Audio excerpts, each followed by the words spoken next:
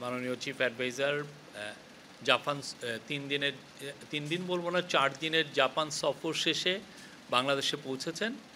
আমরা এই জাপান সফরের উপরে যতগুলো মিটিং হয়েছে, যেগুলো ইম্পর্টেন্ট আউটকাম ছিল, সবগুলো আপনাদেরকে জানিয়েছি। আমরা এই সফরটি ছিল খুবই সফল এবং বাংলাদেশ জাপানের মধ্যে যেই সম্পর্ক, এটা আমরা মনে করি যে এই সফরের পরে একটা নতুন উচ্চতায় উঠবে।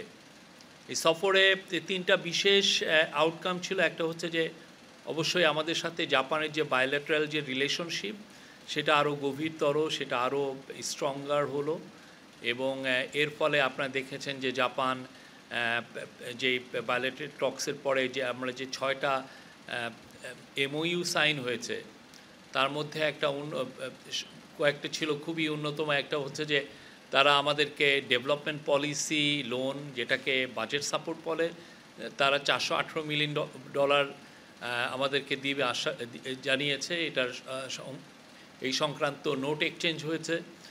তারপরে জয়দেবপুর ঈশ্বরদী ডুয়াল গেজ লাইনটা আমাদের খুবই ইম্পর্টেন্ট, বিশেষ করে বাংলাদেশের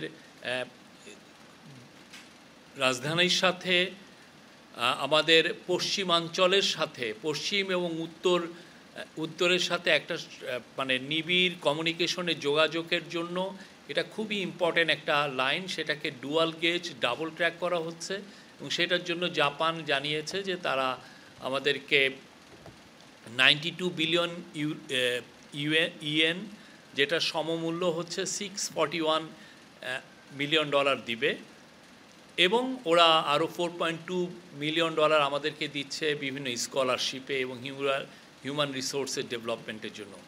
তো এবং জাপানিজ প্রাইম মিনিস্টার শিগেরু ইশিবার সাথে খুবই সৌহার্দ্যপূর্ণ একটা মিটিং হয়েছে এবং আমরা যে ধরনের আশ্বাসগুলো চাচ্ছিলাম, ওনারা প্রত্যেকটাই আমাদের সাথে বলেছেন যে এই ইন্টারিম গভর্নমেন্টের সাথে তারা থাকবেন এবং বাংলাদেশ ইন্টারিম গভর্নমেন্ট যে এই মিডি নিয়ে, মানে Maheshkhali Matarbari integrated development initiative, এটা নিয়ে যে একটা মাস্টার প্ল্যান করতে যাচ্ছেন, সেখানে তারা সর্বাত্মক সহযোগিতার আশ্বাস দিয়েছেন। তো এটা আপনি জানেন, এটার এই মিডি প্রজেক্টে আনুমানিক এখন পর্যন্ত প্রাক্কলন করা হয়েছে যে $29 বিলিয়ন লাগবে। তো $29 বিলিয়ন আমরা মনে করছি যে একটা বড় অংশ, মানে বড় সাপোর্ট আমরা জাপান থেকে পাবো এবং জাপান বলেছে যে তারা ইন্টারিম গভর্নমেন্টের সাথে আছে এবং ইন্টারিম গভর্নমেন্ট এই ইনিশিয়েটিভগুলোই তারা সবসময় থাকবে। আরও 2টা মেজর এই ট্যুরের মেজর দিক ছিল হলো, একটা হচ্ছে ইনভেস্টমেন্ট, জাপানিজ ইনভেস্টমেন্টকে অ্যাট্রাক্ট করা। আপনারা জানেন প্রফেসর ইউনুস বারবার বলছেন যে বাংলাদেশকে একটা ম্যানুফ্যাকচারিং হাব হিসেবে ওনার স্বপ্নটা বাংলাদেশকে একটা ম্যানুফ্যাকচারিং হাব হিসেবে ট্রান্সফর্ম করা। তো এই স্বপ্নর জন্য যেটা লাগবে, আমাদের প্রচুর ফরেন ডাইরেক্ট ইনভেস্টমেন্ট লাগবে। জাপানিজরা জানেন পুরো পৃথিবীতে তারা এখন ইনভেস্ট করছে। তারা আগে যেটা ছিল, তারা নতুন একটা পলিসি নিয়েছে, সেটা হচ্ছে চায়না +1। আগে ওদের অনেক ইনভেস্টমেন্ট চায়নামুখী ছিল, এখন চায়নার বাইরে যেয়েও অন্যান্য দেশে তারা ইনভেস্ট করছে। তো আমাদের চিফ অ্যাডভাইজার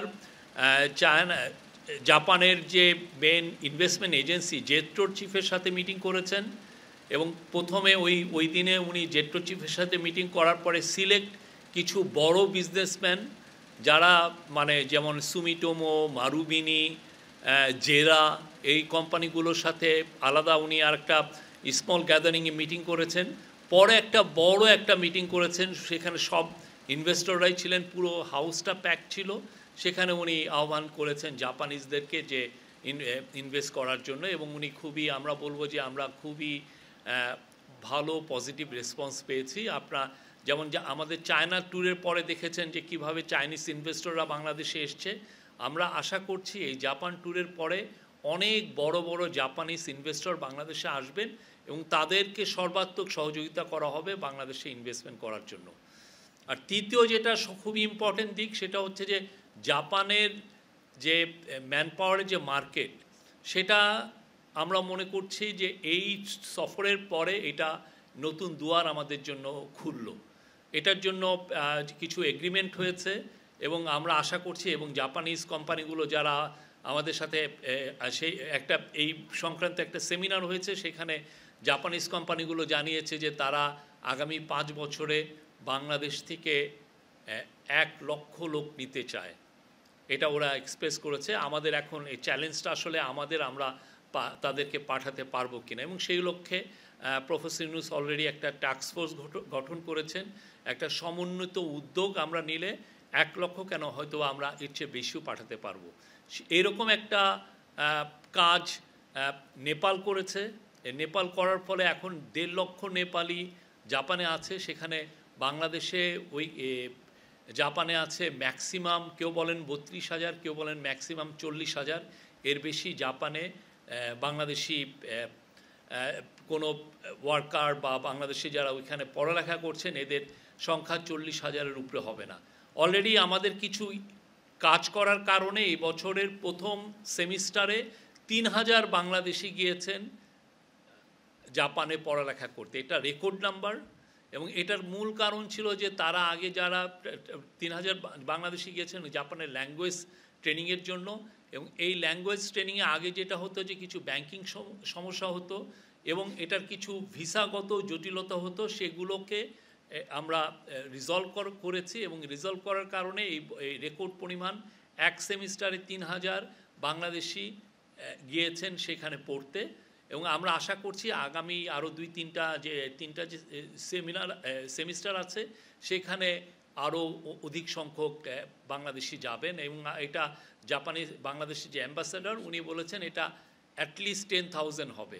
বাট আমাদের ইচ্ছা এই আগামী 5 বছর 1 লক্ষ বাংলাদেশিকে পাঠানো, এবং সেই অনুযায়ী কাজ হচ্ছে।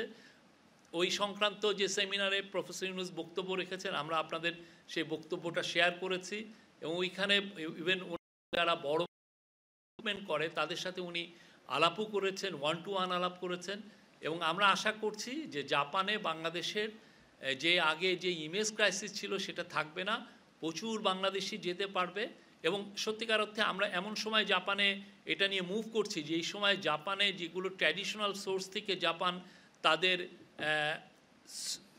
শ্রমিকদেরকে নিতেন, সেই জায়গার থেকে জাপানে লোক কম যাচ্ছে। যেমন ইন্দোনেশিয়ার ইকোনমি বুম হওয়ার কারণে ওদের ইন্দোনেশিয়ার থেকে কম লোক যাচ্ছেন জাপানে। সিমিলারলি ভিয়েতনামেরও একই অবস্থা। আর মায়ানমার থেকেও অনেকে যেতেন, কিন্তু মায়ানমারে এখন আপনারা জানেন একটা যুদ্ধাবস্থা, সেই জন্য যেতে পারছেন না। তো আমরা মনে করছি এটা বাংলাদেশের জন্য পারফেক্ট টাইম, এবং আগামীতে আমরা মনে করি যে প্রচুর সংখ্যক বাংলাদেশি যাবেন। এটা একটা বাংলাদেশের ইম্পর্টেন্ট ম্যান পাওয়ার ডেস্টিনেশন হবে। এই ছিল এই ট্যুরের মূল আউটকাম। এছাড়া উনি জাইকা মিটিং কয়েকজন মিনিস্টারের সাথে কথা বলেছেন, জাপানিজ বিজনেসম্যানদের সাথে কথা বলেছেন। এটা ছিল খুবই একটা সফল ট্যুর। এবং এর বাইরে নিকে ফোরামে উনি কথা বলেছেন। নিকে ফোরামের বক্তৃতাটাও আমরা আপনাদের সবার সাথে শেয়ার করেছি। এবং ওইখানে নিকে ফোরামে আপনারা জানেন মাহাতির মোহাম্মদ এসছিলেন। মাহাতির মোহাম্মদের সাথে ওনার 1-to-1 একটা মিটিং হয়। এটা খুবই লাইভলি একটা মিটিং ছিল।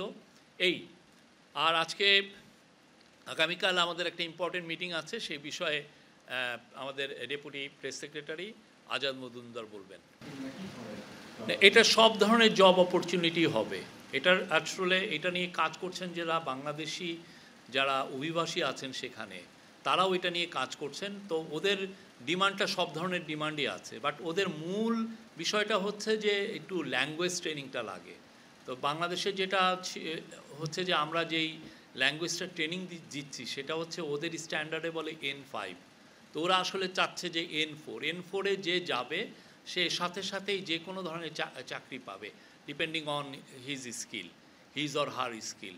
তো এইটা ওরা ল্যাঙ্গুয়েজে জোর দিচ্ছে।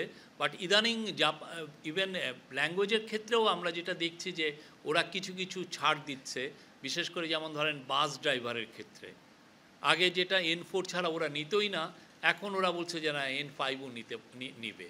তো ওরা এইটা আমরা আশা করছি যে আরও সামনে এটা নিয়ে আরও আমাদের মধ্যে কথাবার্তা হবে, এবং এই দুয়ারটা আমরা এটা খুবই প্রফেসর ইউনূস এটা খুবই চেষ্টা করছেন যে এটা যত দ্রুত এই দুয়ারটা খুলে এবং যত বেশি সংখ্যক বাংলাদেশকে আমরা জাপানে পাঠাতে পারি।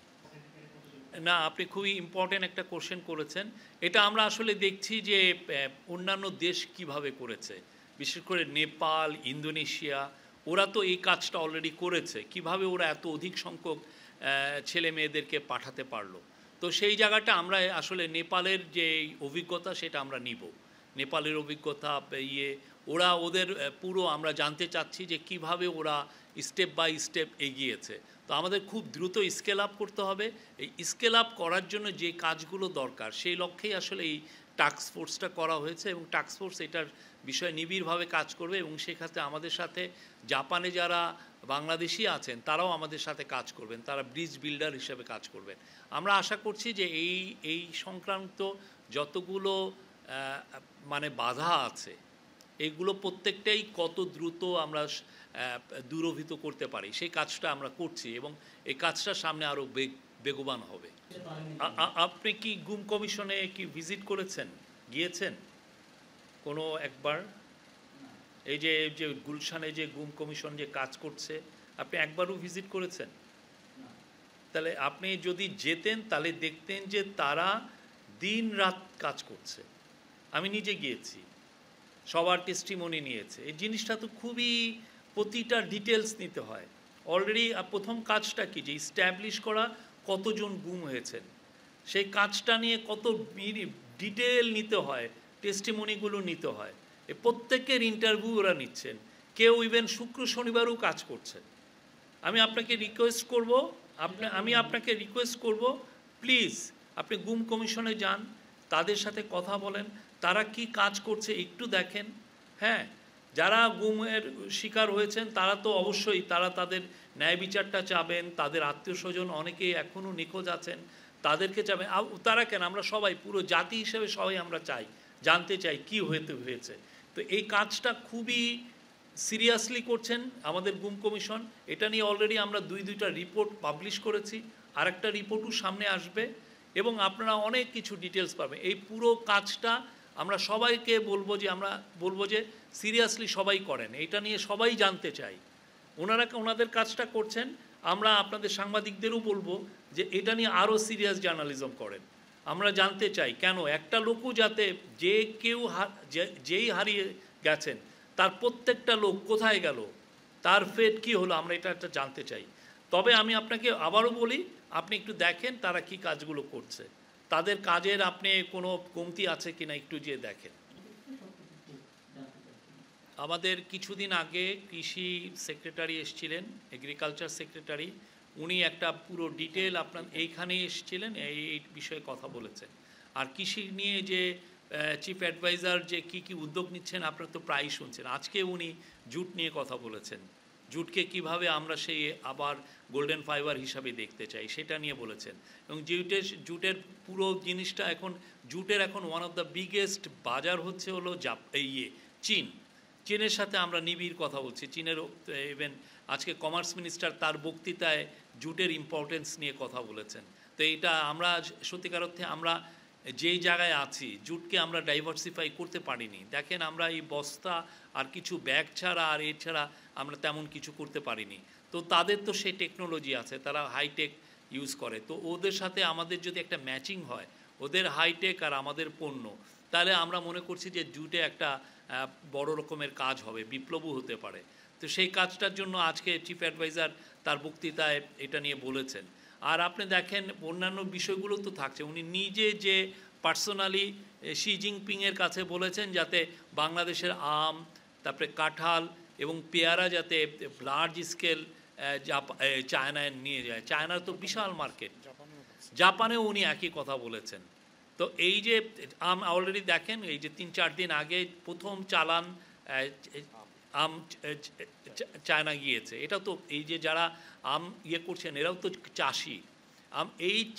বাংলাদেশের কৃষিকে রিইনভিগোরেট করতে, আরও জোরদার করতে সর্বোচ্চ চেষ্টা করা হচ্ছে এবং আমরা প্রতি মাসেই আমরা ভাবছি যে আমরা কি কাজ করছি। আমরা কৃষি অ্যাডভাইজার বা কৃষি সেক্রেটারি এসে আপনাদের সামনে বলবেন। এটা আপনি একটু, আমি বলছি বাই বাই জুন 30, মানে 30 জুনের মধ্যে। এটা আগেও হতে পারে, 30 জুনে, মানে এর বেশি যাবে না। আপনি একটু, আমার মনে হয় যে আবার একটু দেখেন যে বাই জুন 30 মানে কি, এর মধ্যে এটা ডিসেম্বরে হতে পারে, জানুয়ারিতে হতে পারে, ফেব্রুয়ারিতে হতে পারে, মার্চে হতে পারে, এপ্রিলে হতে পারে, মেতে হতে পারে, জুনেও হতে পারে। ওর পরে আর যাবে না। জি।